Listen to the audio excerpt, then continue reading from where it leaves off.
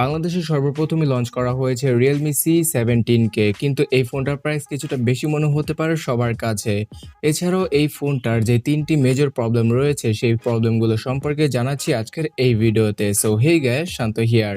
Realme C17 স্মার্টফোনের ভালো এবং মন্দ দিকগুলো আপনাদের জানাবো আজকের এই ভিডিওতে, তো অবশ্যই ভিডিওটি শেষ পর্যন্ত দেখুন আর ভালো লাগলে লাইক এবং সাবস্ক্রাইব করতে ভুলবেন না।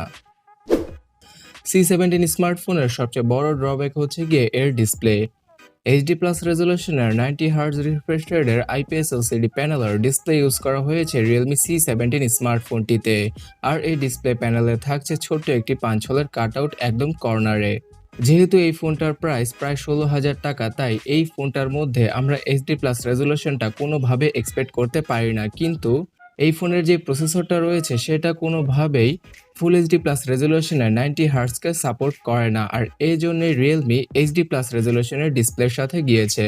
আর অবভিয়াসলি ডিসপ্লের মধ্যে পিপিআই ডেনসিটি অনেকটা কম থাকায় শার্পনেসের ঘাটতিটা আপনারা দেখতেই পারবেন।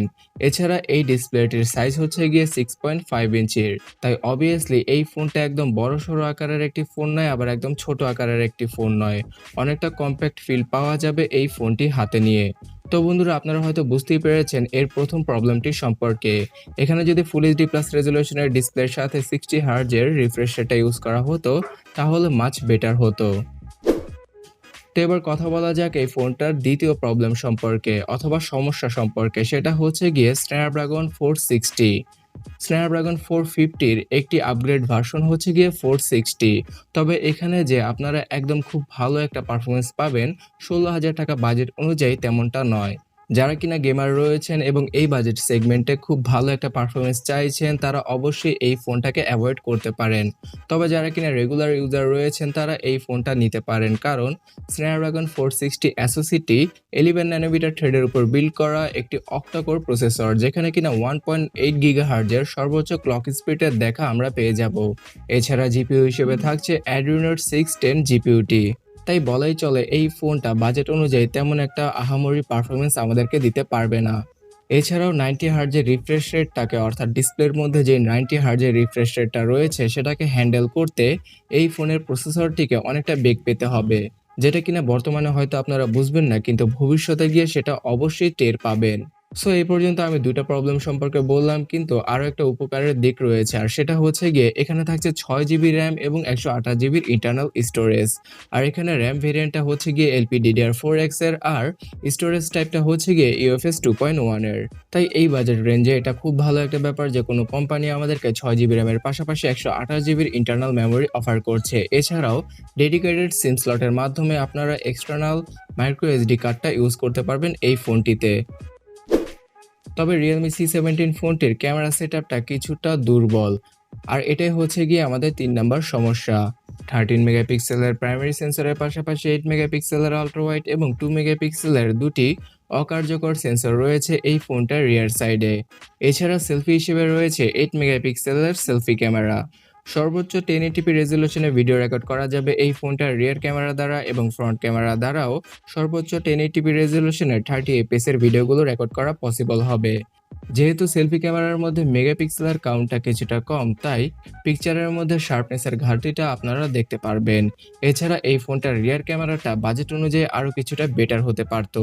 যদি 4K রেজলিউশনে ভিডিওগুলো রেকর্ড করা পসিবল হতো তাহলে 16,000 টাকা বাজেটকে জাস্টিফাই করতে পারত এই ফোনটি। তাই অবশ্যই এখানে রিয়েলমির আরও কিছুটা ইমপ্রুভমেন্টের দরকার আছে। এছাড়া নাইটস্কেপ এবং স্লো মোশনের মতো ফিচারগুলো এই ফোনটার রিয়ার ক্যামেরার মধ্যে পাওয়া যাবে। তবে এই ফোনটার আরও একটা ভালো দিক হচ্ছে গিয়ে এখানে 5000 mAh এর মতো হিউজ ব্যাটারি ইউজ করা হয়েছে, এবং বক্সের মধ্যে 18 ওয়াটের চার্জিং অ্যাডাপ্টারটা আমরা দেখতে পাবো। এছাড়া রিয়ার মাউন্টেড ফিঙ্গারপ্রিন্ট স্ক্যানারের পাশাপাশি সব ধরনের সেন্সরের দেখা পাওয়া যাবে Realme C17 ফোনটিতে। তো বন্ধুরা, Realme C17 স্মার্টফোনকে অনেকের কাছে ওভারপ্রাইসড মনে হতে পারে, কিন্তু এই ফোনটা আমাদেরকে বাজেট অনুযায়ী 6 জিবি র্যাম এবং 128 জিবির ইন্টারনাল মেমোরি অফার করছে। এছাড়াও 5000 mAh এর হিউজ ব্যাটারি এবং 18 ওয়াটের চার্জিংটা আমরা মেনে নিতেই পারি, কিন্তু এই ফোনটার প্রাইস যদি আরও 1000 টাকা কম হতো, অর্থাৎ আগামী 22শে সেপ্টেম্বর কিন্তু দারাজের মাধ্যমে আপনারা শুধুমাত্র 15,000 টাকার মধ্যে ফোনটাকে পারচেস করতে পারবেন। আর এই প্রাইসটাই যদি রাখা হতো Realme C17 এর ক্ষেত্রে তাহলে মাচ বেটার হতো, কারণ এখানে ভালো প্রসেসর নেই, ভালো ক্যামেরা আউটপুট নেই, এছাড়াও ডিসপ্লে রেজলিউশনটাও কিছুটা কম। তাছাড়া রিয়েলমির বাংলাদেশের একটা খুব ভালো সুনাম রয়েছে, আর সেটা হচ্ছে গিয়ে ফোন স্টকে না থাকা। জানি না। অনেক ব্যবহারকারী আছে যারা কিনা Realme C3 এবং Realme 5i স্মার্টফোনটিকে অফিসিয়াল মূল্যের থেকেও 1 থেকে 2,000 টাকা বেশি দিয়ে পারচেস করেছেন। সত্য কথা বলেছেন। তো Realme C17 এর ক্ষেত্রেও এটার ব্যতিক্রম হবে না মনে করছি আমি। তো বন্ধুরা, এট দ্য এন্ড আমি অনেস্টলি বলার চেষ্টা করেছি Realme C17 স্মার্টফোন সম্পর্কে। যদি ভিডিওটি ভালো লেগে থাকে তাহলে অবশ্যই লাইক আর এই চ্যানেলটিকে সাবস্ক্রাইব করে রাখবেন এরকম ভিডিওগুলো ভবিষ্যতে মিস না করতে চাইলে। তো দেখা হচ্ছে পরবর্তী ভিডিওতে। টাটা।